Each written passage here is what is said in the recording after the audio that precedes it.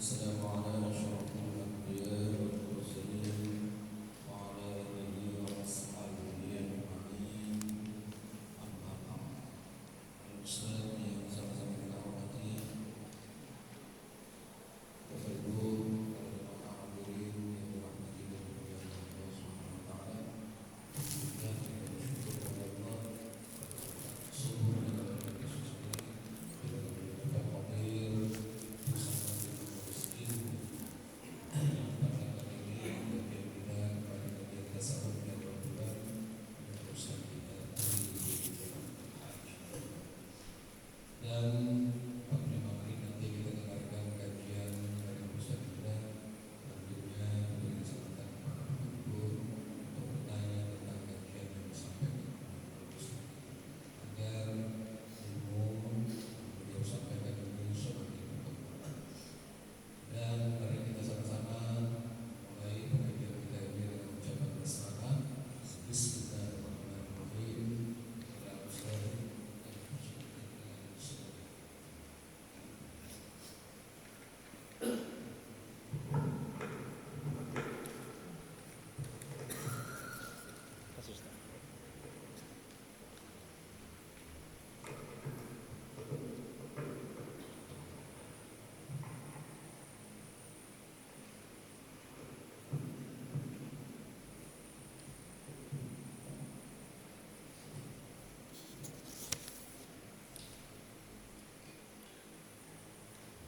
Bismillahirrahmanirrahim. Assalamualaikum warahmatullahi wabarakatuh.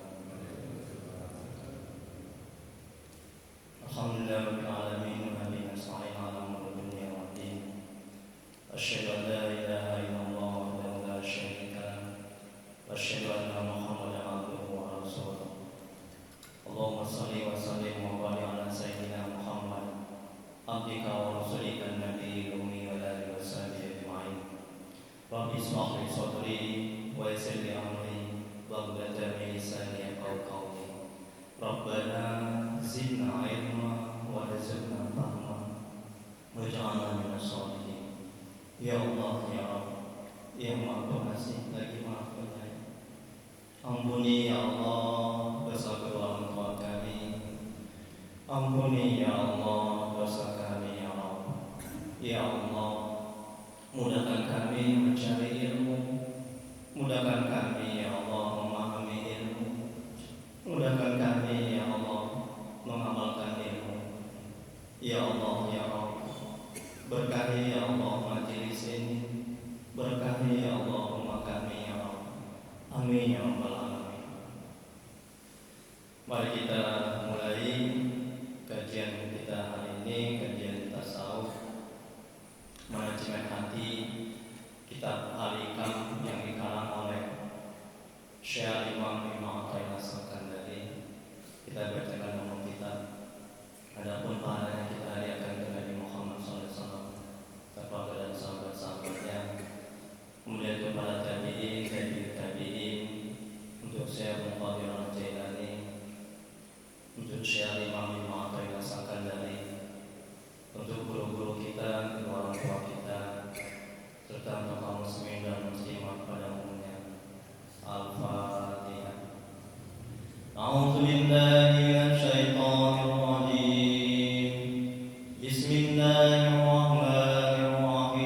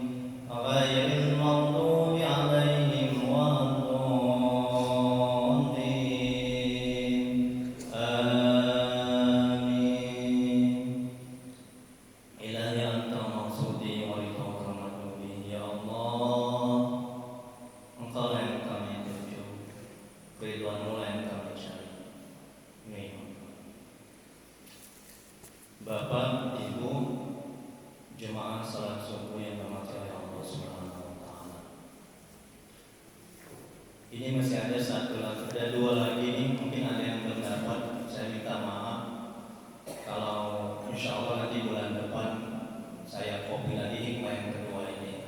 Ini ada dua lagi. Ya. Nah.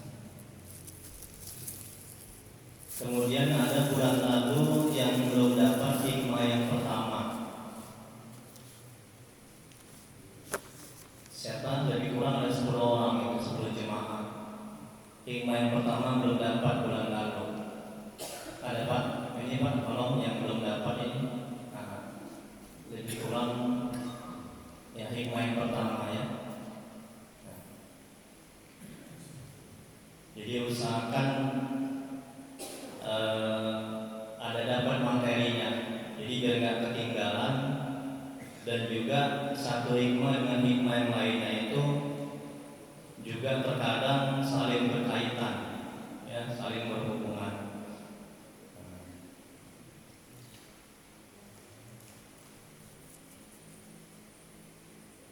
Baik, bulan lalu ada jemaah yang bertanya tentang, sebelum kita masuk di hikmah yang pertama, di hikmah yang kedua ini ya.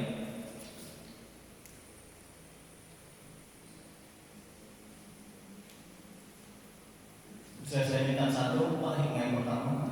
Maaf ya. Terima kasih ya Pak.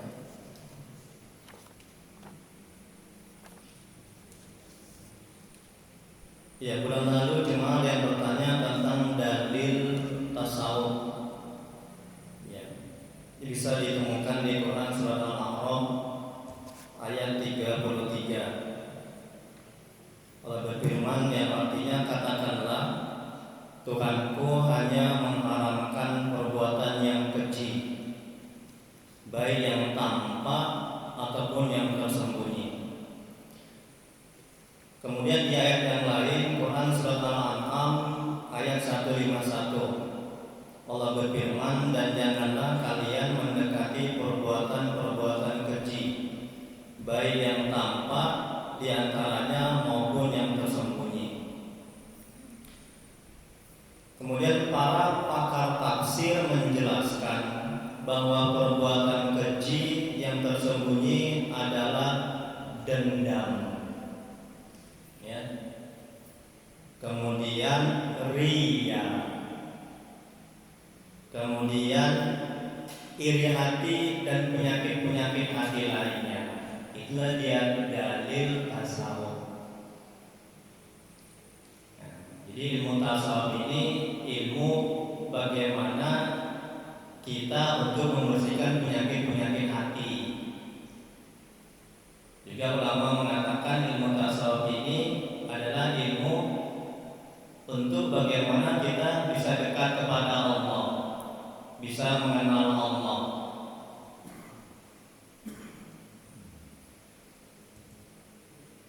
Nah, kemudian dikuatkan lagi dalam hadis, ya, semua hadis Nabi yang menjelaskan tentang larangan untuk dendam, ya. Jadi banyak hadis-hadis Nabi yang melarang kita dendam. Itu penyakit hati, dendam, takabur, sombong, ya, ujub.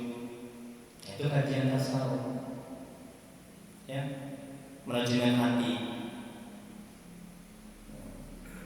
Riya, dengki, dan sifat-sifat tercela lainnya. Juga hadis Nabi yang memerintahkan untuk menghiasi hati dengan segala akhlak yang terpuji dan melakukan muamalah dengan baik. Rasulullah SAW bersabda, iman itu memiliki lebih dari 70 bagian. Yang paling tinggi tingkatannya adalah ucapan tiada Tuhan selain Allah. Yang paling rendah adalah menyingkirkan duri dari jalan yang dilalui orang. Dan malu adalah bagian dari iman. Di riwayat Bukhari dan Muslim. Ini juga dalil, ya, kajian tasawuf. Kemudian pendapat para ulama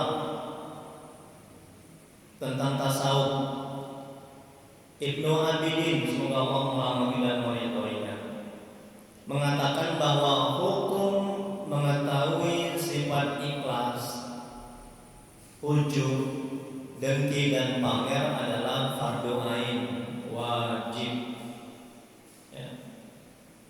Begitu juga halnya hukum mengetahui penyakit-penyakit hati lainnya, seperti sombong, rakus, dendam, marah, permusuhan, benci, tamak, bakhil, ceroboh, angkuh, khianat, mencari muka, enggan menerima kebenaran, menipu, kejam, panjang angan-angan, dan penyakit-penyakit hati lainnya. Itu wajib kita ketahui dan kita obati.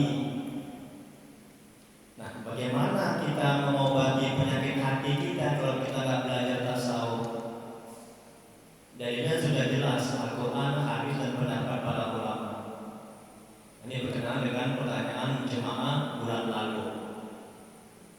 Bagaimana kita menyembah kepada Allah yang kita sembah kita nggak kenal? Kalau kita nggak belajar tasawuf, bagaimana amal ibadah kita bisa diterima? Bagaimana kita bisa dekat kepada Allah kalau kita nggak belajar tasawuf? Cara-cara membersihkan hati, cara-cara bagaimana berzikir yang baik, sholat yang baik, bagaimana supaya khusyuk. Khusyuk itu bukan wilayah akal dan pikiran. Khusyuk itu adalah wilayah hati. Masya Allah. Macam mana hati kita? Macam mana ibadah kita bisa khusyuk? Ingat kepada Allah. Kalau hati kita belum baik, ya Bu ya, Bu, ya alhamdulillah, tabarakallah. Wallahu a'lam bishawab. Hanya Allah yang Maha tahu jawabannya. Kalau saya bisa menjawab, saya jawab. Kalau nggak bisa, insya Allah bulan depan saya cari. Saya nggak masalah ya menjawabnya, bahaya, takut dosa. Baik, kita masuki hikmah yang kedua. Sudah dapat semua Bu? Pak? Kalau belum dapat saya minta maaf. Bulan depan saya copy lagi, insya Allah kita ketemu lagi. Ya. Jadi saya kalau ngisi tausiah, saya kasih materi supaya jangan lupa dan bisa diamalkan. Hikmah yang pertama kita ulang sedikit, ya. Ini lebih kurang sampai hikmah yang ke 300 hikmah. Ya. Dan kita bisa istiqomah. Amin ya rabbal alamin. Hikmah yang pertama saya ulang sedikit. Syekh Al-Imam Ibnu Athaillah As-Sakandari, semoga Allah merahmati dan meridhoinya, dalam kitab Al-Hikam beliau mengatakan, ini hikmah yang pertama ya, biar gak lupa. Sebagian tanda berpegang atas amal ialah kurang harapannya kepada Allah ketika terjadi kesalahan-kesalahan. Ini hikmah yang pertama bulan lalu. Terima kasih Pak ya. Semoga Allah membalas kebaikan. Amin ya rabbal alamin. Alhamdulillah. Tengokkan sampai 3 nih. Nah, jadi Ustaz ya Bu ya. Alhamdulillah, tabarakallah. Jazakallahu khairan. Jazakumullah. Amin. Nah, jadi sebagian tanda berpegang atas amal ialah kurang harapannya kepada Allah ketika terjadi kesalahan-kesalahan. Ini hikmah yang bulan lalu, hikmah yang pertama. Jadi Al-Imam melarang kita dalam beramal ibadah untuk berpegang bersandar kepada amal ibadah kita. Jadi kalau kita bersandar berpegang kepada amal ibadah kita, maka ketika kita tergelincir dalam maksiat dan dosa, maka berkurang harap kita untuk meraih ridho Allah. Maka berkurang harap kita, keinginan kita untuk bisa mengenal Allah dan dekat kepada Allah.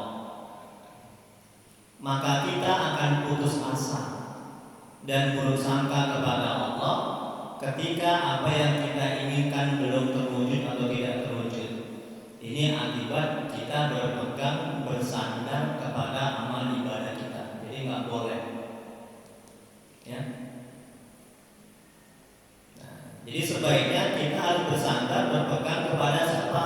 Kepada Allah, kepada rahmat Allah, kepada karunia Allah. Ketika kita tergelincir kepada maksiat dan dosa, tidak berkurang harap kita untuk meraih ridha Allah. Amal ibadah apapun yang kita harapkan ridha Allah. Ketika kita berdoa, kalau kita bersandar dan bergantung kepada rahmat Allah, karunia Allah, kita nggak akan putus asa, nggak akan kecewa, nggak akan buruk sangka ketika doa yang kita panjatkan belum diijabah oleh Allah. Sebaliknya, kalau kita bersandar bergantung kepada amal tahajud kita, amal ibadah kita, amal sedekah kita dalam berdoa, ketika doa kita tidak diijabah atau belum diijabah, kita akan stres, kita akan kecewa, dan kita akan putus asa. Ini bahayanya kalau kita bergantung bersandar kepada amal ibadah kita. Ya, nah, baik, itu hikmah yang pertama. Nah, nanti bisa dilihat-lihat lagi, atau mungkin ada pertanyaan mungkin bisa ditanyakan. Kalau yang kurang jelas, mungkin Bapak Ibu sudah membacanya di rumah ya, itu bulan lalu. Baik, sekarang kita masuki hikmah yang kedua. Syekh Al-Imam Ibnu Athaillah, bisa dilihat itu ya, sama-sama materinya. Syekh Al-Imam Ibnu Athaillah Sakandari, semoga Allah merahmati dan meridhoinya. Beliau mengatakan, kehendak Anda kepada tajrid. Tajrid itu yaitu mengkhususkan diri untuk beribadah semata-mata. Jadi dia maunya ibadah aja, ya, maunya zikir aja. Dia nggak mau kerja lagi, masya Allah. Ada orang seperti itu, Bu, Pak. Ya, Allah kan maha kaya, Allah kan maha tahu. Kan Allah bilang dalam Al-Quran, barang siapa yang bertakwa kepada Allah, ya kan Bu, dan bertawakal, maka akan Aku cukupkan rezekinya, ya kan? Aku berikan dia rezeki dari tidak yang disangka-sangka. Udahlah, aku ibadah aja. Nah, ini kata Imam, kehendak Anda kepada tajrid atau mengkhususkan diri untuk beribadah semata-mata, di samping Allah mendirikan atau mentakdirkan yang meletakkan Anda di dalam asbab atau usaha lain. Nah, maka asbab ini atau kedudukan asbab ini adalah kedudukan di mana di samping dia bekerja usaha untuk memenuhi kebutuhannya, ya, juga dia tidak lupa beribadah kepada Allah. Adalah merupakan syahwat yang tidak nampak dilihat. Tengok. Jadi kalau kita ingin ibadah saja, nggak mau bekerja, ya, yakin akan janji Allah, berzikir saja, nggak mau usaha untuk memenuhi kebutuhan kita. Nah, ini kata Imam namanya syahwat. Syahwat yang tidak dilihat. Ini tidak baik. Tidak baik. Ya. Kemudian kata Imam dalam kalam hikmahnya, kehendak Anda kepada asbab. Nah, asbab ini maqam asbab, kedudukan asbab, di mana dia bekerja untuk memenuhi kebutuhannya, juga dia tidak lupa beramal ibadah. Hatinya tenang, tentram, dia bisa beramal ma'ruf nahi mungkar.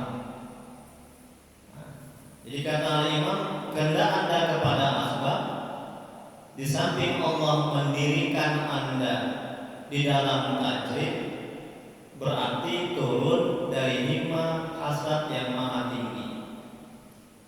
Jadi kalau seseorang sudah ditakdirkan Allah, didudukkan Allah di maqam tajrid, maqam di mana dia hanya melulu ibadah, berzikir, dia tidak bekerja lagi. Jadi rezekinya sudah dikasih oleh Allah langsung melalui hamba-hambanya yang lain. Kalaupun dia bekerja itu hanya menjalankan perintah Allah. Nah, jadi kalau misalnya Allah sudah menetapkan, mentakdirkan, mendudukkan seseorang di maqam tajrid, jangan dia pindah ke maqam asbab. Masya Allah. Jangan dia bekerja. Ini namanya kata imam turun dari himmah atau hasad yang maha tinggi, dari kedudukan yang tinggi ke kedudukan yang tidak tinggi. Inilah wali-wali Allah, orang-orang soleh, para sufi, orang sudah mengenal Allah, ya. Seperti almarhum Syekh Muhammad Rokan, semoga Allah merahmati dan meridhoi. Itu orang soleh yang kehidupannya sudah dijamin oleh Allah, ya. Jadi rezekinya datang dari segala macam arah. Jadi kerjaannya hanya beramal ibadah, hanya berzikir, ya, dia mengajar agama. Sudah dimudahkan oleh Allah. Jadi kata imam jangan turun ke maqam asbab. Kita lihat penjelasannya agar semakin paham. Keinginanmu untuk menjauhi semua sarana penghidupan duniawi dan tidak mau berpayah-payah dalam menjalaninya. Padahal Allah telah menyediakan semua sarana itu untuk engkau jalani. Bahkan saat menjalaninya, agamamu tetap terjaga, sifat tamak tetap jauh darimu, ibadah lahir dan keadaan batinmu juga tidak terganggu. Maka keinginan semacam itu merupakan syahwat khofiyah atau keinginan yang tersamar, karena yang menginginkannya berarti adalah nafsu dan hanya menginginkan ketenangan. Masya Allah, Bu, Pak, tengok, ya. Saya jelaskan dulu tabiat nafsu. Tabiat watak karakter nafsu itu, dia nggak mau susah-susah, ya.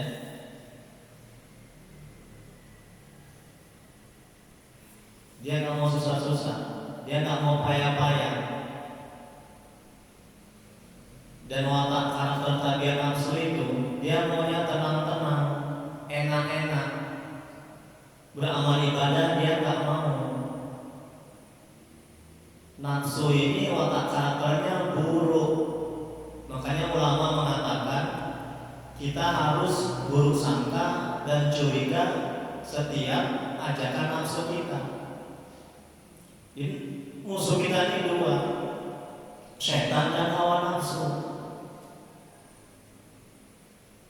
Kalau kita nggak waspada dan buruk sangka, setiap detik kita akan tergoda, kita akan diganggu, kita akan diarahkan kepada maksiat dan dosa. Setiap ajakan nafsu harus kita ukur, makanya harus pakai ilmu. Ketika hawa nafsu menginginkan untuk tidak datang ke majelis taklim, kita ukur. Agama membolehkan tidak, Al-Quran membolehkan tidak, Nabi membolehkan tidak, ulama membolehkan tidak. Kalau tidak, jangan diikuti ajakan hawa nafsu. Makanya cara-cara untuk menundukkan hawa nafsu, untuk melemahkan hawa nafsu adalah dengan banyak berbuat ketaatan kepada Allah. Jadi nafsu ini ibaratkan seperti kuda yang liar. Kalau kuda kita bebankan dengan beban yang banyak, dia akan lemah. Hawa nafsu tidak begitu. Hawa nafsu ini kalau kita banyak berbuat kebaikan, banyak berbuat ketaatan, dia akan lemah untuk menggiring kita kepada kemaksiatan.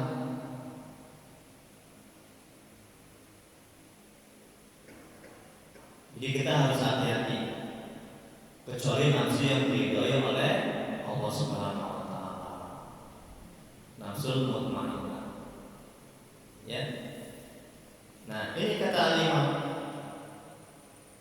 Keinginanmu untuk menjauhi semua sarana kehidupan duniawi dan tidak mau berpayah-payah. Ya. Dia maunya ibadah aja, dia maunya zikir aja. Dia nggak mau payah-payah. Nah, itu kata Imam namanya syahwat khofiyah, keinginan yang bersama. Nah, ini tidak baik.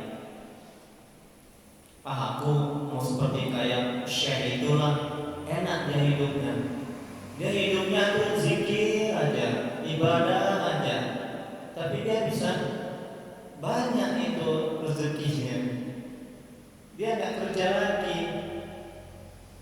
Padahal Allah menempatkan kita di maqam asbab, yaitu dengan usaha.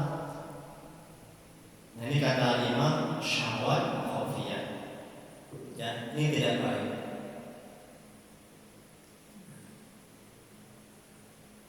Jadi nafsu ini jangan, kalau kita tidak tahu manajemen hatinya, mengendalikan hawa nafsu, mengekang hawa nafsu, siap-siaplah kita terjerumus.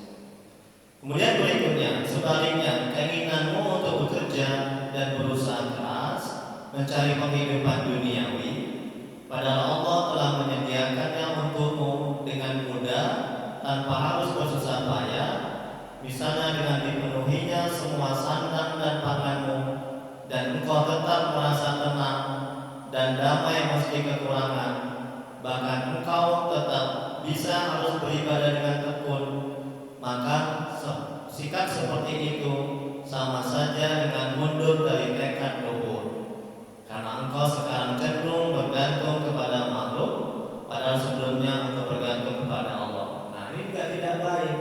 Ketika Allah sudah mentakdirkan kita di maqam tajrid, sudah dimudahkan semua urusan kita, rezeki kita, ya, hati kita tenang dan tentram, kita sudah dekat kepada Allah, ya, kita sudah mengenal Allah, kemudian kita pindah ke maqam asbab, yaitu kita bekerja, berusaha untuk supaya lebih kaya lagi, untuk supaya lebih banyak harta lagi. Nah, ini kata Imam namanya turun mundur dari tekad yang luhur, hikmah yang tinggi. Apa hikmah yang tinggi? Yaitu meraih ridha Allah, mengenal Allah, dekat kepada Allah. Itulah hikmah atau keinginan yang tinggi atau tekad yang luhur. Kemudian berikutnya, manusia ditentukan Allah dalam status asbab, yaitu manusia yang dalam tingkatan status ini selain beribadah juga untuk berkelangsungan hidupnya di dunia adalah dengan jalan bekerja. Apabila tidak bekerja, maka tidak bisa hidup. Tanda bahwa Allah menempatkan seorang dalam maqam asbab ialah berkah rezeki yang didapatnya, sehingga tidak tamak dan rakus terhadap hak orang lain dan hatinya tentram, serta harta yang didapatnya dikeluarkannya di jalan Allah. Nah, ini Bu, tanda kita kan bertanya-tanya ya dalam hati, ya Bu ya, aku ini ditakdirkan Allah, ditempatkan Allah ini di maqam asbab atau tajrid ya? Ya kan? Betul kan Bu? Ya kan Bu? Di maqam apa ya? Di kedudukan apa ya? Nah, ini dia ciri-cirinya kata Imam. kalau hati kita tenang, tentram, ya, dan berkah rezeki yang kita dapat, ya, dalam usaha kita, dalam kerja kita, kemudian kita bisa beramal ma'ruf nahi munkar, bisa mengajak orang kebaikan, ya, nah, bisa kita belanjakan hasil usaha kita di jalan Allah, ya. Nah, ini ciri-ciri, ini kata Imam Ibnu Athaillah Sakandari, semoga Allah mengampuni. Ini ciri-ciri orang yang ditempatkan atau ditakdirkan atau didudukkan di maqam asbab.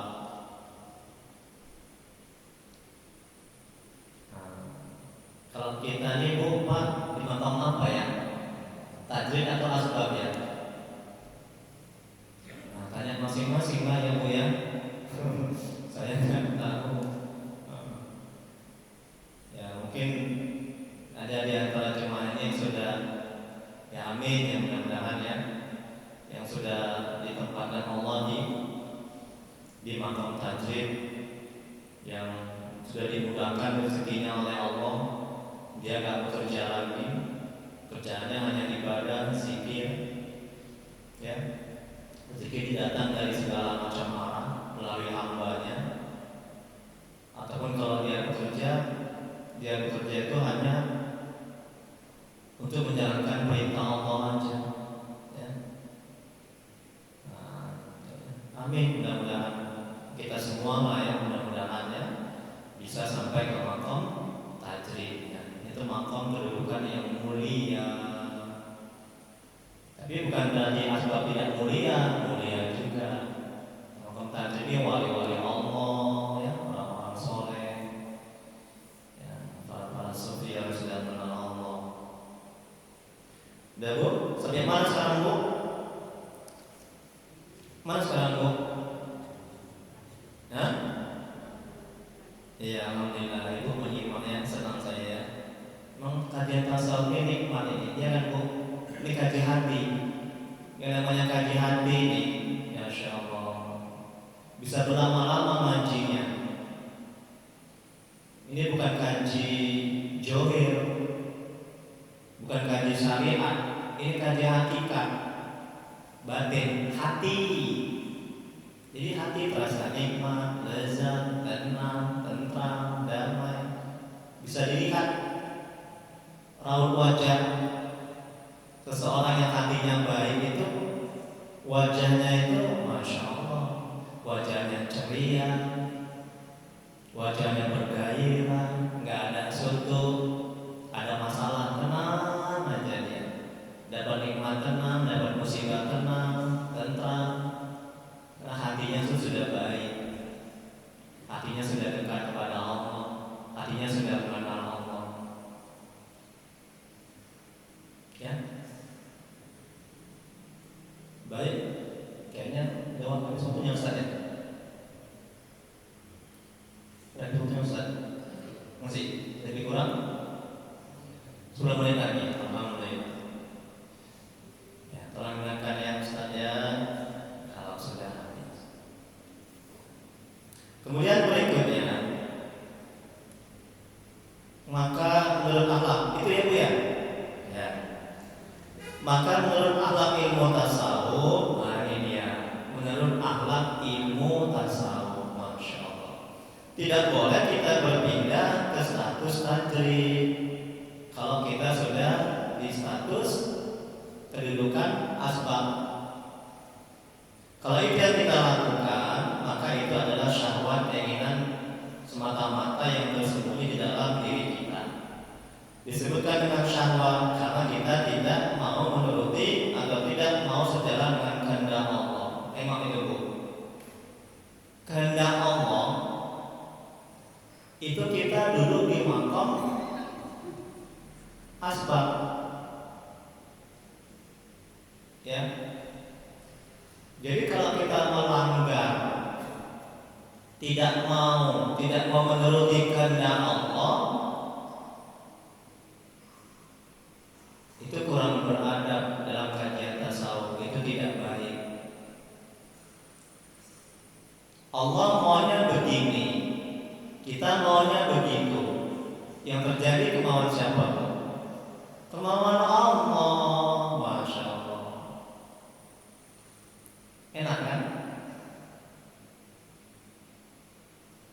Kita maunya di makam tajrid.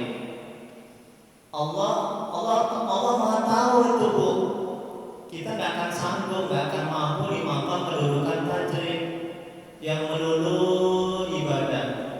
Allah Maha tahu terhadap diri kita. Kemudian kita paksakan dengan nafsu kita yang wah, inilah tabiat nafsu ini. Aku nggak mau payah-payah lah, udah aku ibadah aja. Kita paksakan. Jadi kita melawan kehendak Allah. Yang tidak baik jadinya. Kita akan berusaha kepada Allah. Oh, Allah kok gini ya? Makanya Allah berjanji, kalau aku ibadah aku dapat rezeki. Kalau aku ibadah aja zikir, aku akan dimudahkan. Kok aku miskin ya? Kok aku nggak dapat rezeki ya? Tapi itu jadinya kita akan berusaha kepada Allah. Bahkan fatalnya kita akan berhenti beramal ibadah. Bahaya nggak, Bu? Rusak akidah kita. Karena kita tidak mau menuruti kehendak Allah. Kita paksakan dengan hawa nafsu kita pindah ke makam tajrid.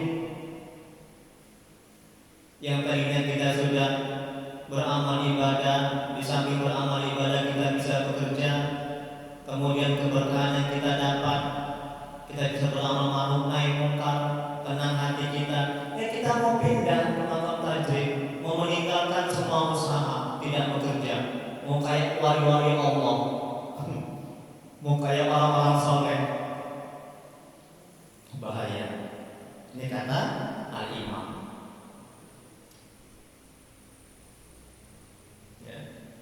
Kemudian berikutnya disebutkan dengan syahwat. Karena kita tidak mau menuruti atau tidak mau sejalan dengan kehendak Allah, dan juga sudah menyimpang dari ketentuan Allah. Tengok kan, sudah menyimpang dari ketentuan Allah. Allah sudah mentakdirkan kita di makam asbab. Tapi kita minta ke makam tajrid.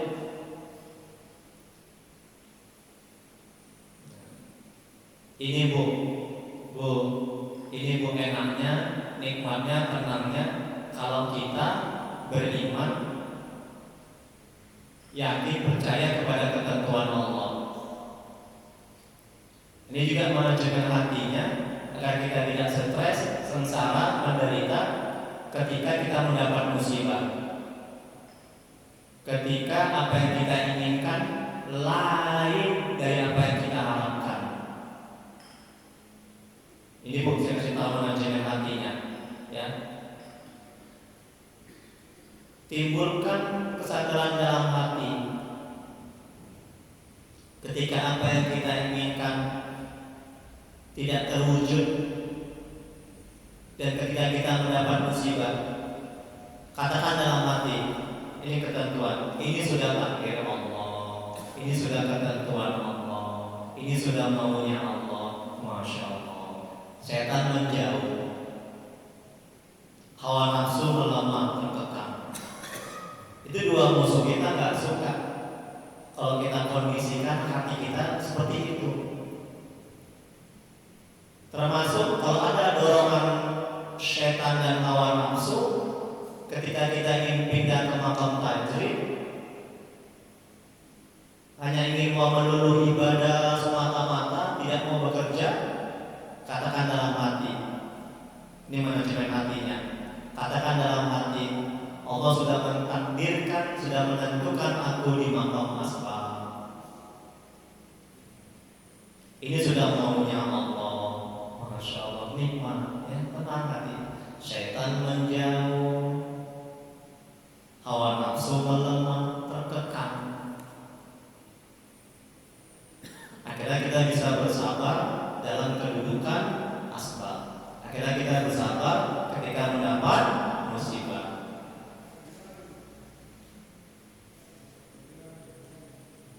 Ya Bu ya, nah, coba amalkan Bu. Saya sudah amalkan, makanya saya sampaikan.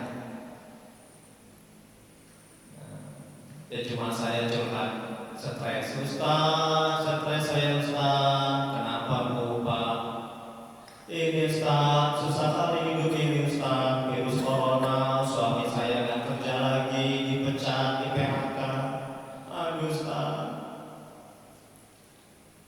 Coba Bu belajar manajemen hati, saya bilang sama dia. Ini saya kasih Bu tipsnya, Pak, supaya hati kita nggak stres, supaya hati kita nggak menderita ketika suami kita tidak kerja, ketika kita mendapat musibah. Katakan dalam hati, ini sudah merupakan takdir Allah, ketentuan Allah. Sebelum bumi ini ada, sebelum kita diciptakan, Allah sudah menulis di kitab Lauh Mahfuz. Betul kan Bu? Betul kan? Betul salah? Ya. Bahwa rezeki kita, mati kita, akhir hidup kita, baik atau buruk, itu sudah dicatat, sudah ditentukan. Masya Allah. Itu kan rukun iman. Betul kan Bu? Percaya kepada qada dan qadar Allah. Ya kan Ustaz? Saya bilang begitu. Itu tenang hati ini. Oh iya, sadar setan menjauh, hawa nafsu melemah terkekang. Jadi hati kita tenang. Ya, ini penting kita mengelola hati kita, manajemen hati kita. Kemudian berikutnya, ya ini akan mengakibatkan keimananmu akan goyah. Tengok kan, kalau kita ingin pindah ke maqam tajrid, iman kita akan goyah, hilangnya keyakinan terhadap Allah, serta dunia akan terlepas darimu. Tengok, ketika kita udah kerja baik-baik, kita mendapatkan keberkahan dari kerja itu, kemudian kita tinggalkan kerjaan kita itu, kita pindah ke maqam tajrid, kita ibadah aja, zikir aja, kerjaan kita hilang, kerjaan kita tinggalkan. Itu akan susah kerjaan kita balik lagi. Akhirnya goyang iman kita, rusak akidah kita. Ini akibat kita memperturutkan hawa nafsu. Kita mau enak-enak. Hawa nafsu kan begitu dia sifat watak karakternya. Dia kan mau susah aja. Kemudian berikutnya, ya, serta dunia akan terlepas darimu, kerjaan kita hilang, lantaran kau tidak bekerja, dan akhirat tidak terjangkau olehmu, lantaran niatmu tidak sehat. Jadi niat dia untuk pindah ke maqam tajrid itu udah nggak benar, bukan karena Allah dan mengharapkan ridha Allah, tapi niat dia itu semata-mata ingin memperturutkan hawa nafsunya, ingin enak-enak aja, ingin zikir aja, ingin ibadah aja, nggak mau kerja. Kemudian berikutnya 3 menit lagi ya Bu ya. Nah, nanti selebihnya kalau nggak habis dibaca bisa dibaca di rumah. Kalau ada yang kurang paham, insya Allah pertemuan berikutnya bisa ditanyakan. Nah, ini manfaatnya kalau ada seperti ini ya. Nah, jadi jangan sampai jemaah itu nggak paham ya. Jangan sampai jemaah itu susah untuk mengamalkan ilmu ya. Sedih saya. Nah, kan saya wakafkan ilmu saya kepada jemaah muslimin. Nah, jadi kalau saya mati meninggal dunia itu ngalir terus pahalanya ke saya. Amin ya rabbal alamin. Dan saya harapkan Pak Bu ini juga disebarkan sama yang lain ya. Jangan saya aja rugi nanti Ibu Bapak. Nah, sebarkan, Ibu ajarkan. Ya, niatkan diwakafkan ilmu itu. Nanti mengalir pahalanya sampai hari kiamat. Enak kan? Gitu ya. Kemudian berikutnya, Allah mencegah seseorang dari tajrid disebabkan ketamakan nafsunya. Kita baca aja lah ya, sudah mau 2 menit lagi ya. Ini kita buka sesi tanya jawab. Allah mencegah seorang dari tajrid disebabkan ketamakan nafsunya terhadap tajrid. Karena jika nafsu tamak pada suatu perkara, maka perkara itu menjadi ringan untuknya. Tengok kan, kalau nafsu ini tamak atau udah ingin dari nafsu ini, kepada suatu hal, maka akan ringan jadinya untuk melakukannya. Makanya hati-hati. Sama seperti begini Pak, Bu. Ketika kita diadakan dua pilihan, panggilan aja, ayalah sholat. Di satu sisi juga kita ingin pergi ke mall. Kan ada dua pilihan ini, pergi ke mall atau menyahuti panggilan ajan. Nah, coba kita lihat hati kita, diri kita, mana yang berat bagi nafsu? Tanya ibu, mohon dijawab. Mana yang berat bagi nafsu? Menyahuti panggilan ajan atau pergi ke mall? Mana Bu? Pintar, alhamdulillah. Senang saya, tabarakallah.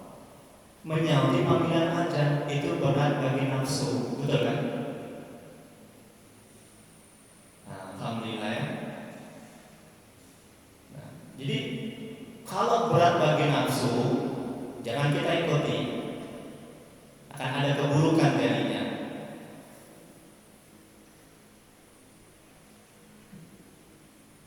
Kalau misalnya ke mall, ringan gak bagi nafsu? Oh maaf, saya salah. Kalau berat bagi nafsu, kita ikuti. Ada kebaikan itu dalamnya. Kalau ke mall, ke plaza, ringan gak bagi nafsu? Ringan. Jangan kita ikuti. Ini tadi. Karena jika nafsu tamak pada suatu perkara, maka perkara itu menjadi ringan untuknya. Manusia yang ditentukan Allah dalam status tadi, ikatan status ini sudah tinggi nilainya pada sisi Allah. Penghidupannya telah dimudahkan oleh Allah, sehingga ia tidak sulit lagi dalam mengatasi hidup dan kehidupannya. Dia tidak perlu bekerja dan berusaha untuk menghasilkan rezeki, tetapi rezekilah yang datang kepadanya. Kalaupun ia bekerja hanyalah sebagai ibadah menjalankan perintah Allah. Allah berfirman dalam Al-Quran surat Al-Alaq ayat 2-3.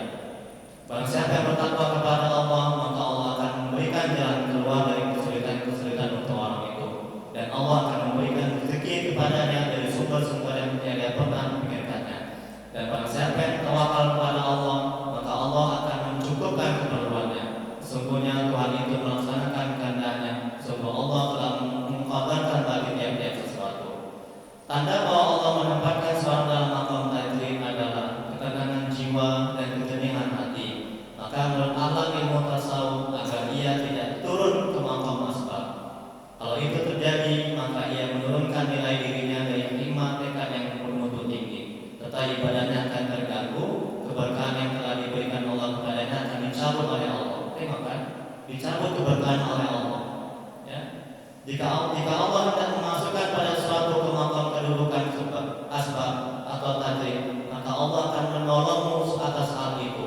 Sedangkan jika Allah memasuki suatu aturan keinginanmu sendiri, maka hal itu akan dibebankan kepadamu. Cara masuk yang benar ialah engkau dimasukkan oleh Allah ke dalamnya, bukan atas keinginanmu dan nafsumu. Dan hal sama juga menyangkut cara keluar yang benar. Yang dituntut oleh Allah adalah agar engkau tetap berada pada posisi di mana Allah menempatkanmu, sehingga Allah sendiri yang berkenan untuk mengeluarkanmu sebagaimana Allah telah memasukkanmu. Masya Allah. Biar Allah sendiri yang memasukkan kita ke maqam tajrid atau maqam asbab. Jangan kita sendiri, jangan nafsu kita. Kok nafsu kita nggak akan ada kebaikan. Kemudian berikutnya, apabila kita dalam tiap-tiap keadaan hidup dan kehidupan selalu berpegang kepada Allah, bertakwa, bertawakal, menyerahkan diri dan tidak melupakannya, maka Allah Maha Pengasih dan Penyayang akan menuntut kita kepada jalan yang besar. Allah berfirman dalam Al-Quran surat Al-Alaq ayat 4. Dan barang siapa yang bertakwa kepada Allah, niscaya Allah menjadikan baginya kemudahan dalam urusannya. Seorang ulama berkata, suatu ketika saya meninggalkan sebab atau meninggalkan perkara duniawi untuk beribadah semata-mata, kemudian saya kembali kepadanya, ternyata sebab itu telah meninggalkan saya sehingga saya tidak bisa kembali kepadanya. Tengok kan? Ya kan Bu? Nah, ini seorang ulama nih. Dia udah kerja enak-enak, kemudian dia kepingin ke maqam tajrid, dia tinggalkan kerjaannya. Udah? Ternyata di maqam tajrid goyah imannya. Dia mau balik lagi kerja, ternyata kerjaannya sudah hilang. Jadi dalam hikmahnya Syekh Imam Ibnu Athaillah As-Sakandari, semoga Allah merahmati dan meridhoinya, berkata, "Kehendak Anda kepada takdir akan memutuskan diri untuk beribadah semata-mata, di samping Allah mendirikan untuk meletakkan Anda di dalam asbab usaha lain dalam merupakan syahwat yang tidak nampak dilihat. Kehendak Anda kepada asbab di samping Allah mendirikan Anda di dalam takdir, berarti turun dari hikmah asal yang maha tinggi." Jadi kalau Allah sudah menentukan, mentakdirkan, mendudukkan kita di maqam asbab, maqam atau kedudukan di mana di samping kita bekerja, kita juga bisa beramal ibadah dan hati kita tenang dan tentram. Kemudian kita bisa beramal ma'ruf nahi munkar. Kemudian kita bisa gunakan hasil kerja kita di jalan Allah. Tetap aja kita di maqam itu, kedudukan itu.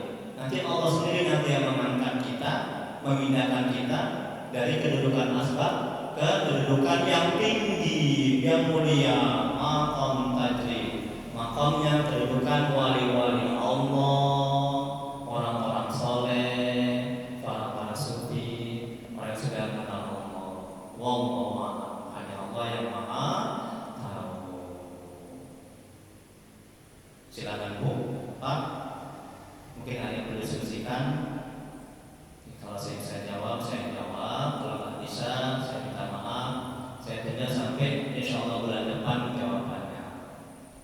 Assalamualaikum warahmatullahi wabarakatuh. Silakan Bu, Pak. Kita diskusikan, kita tanyakan. Baik, Bapak Ibu, bertanya silakan. Atau mungkin hikmah yang pertama.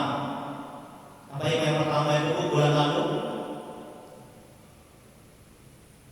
Jangan bergantung dan bersandar kepada amal, betul ya?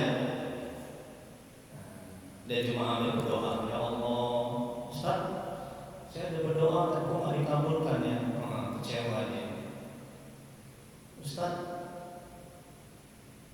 saya kalau ibadah kok nggak semangat jadinya gini-gini aja. Nah, dia bergantung bersandar. Oke, silakan Bu, Pak, ada?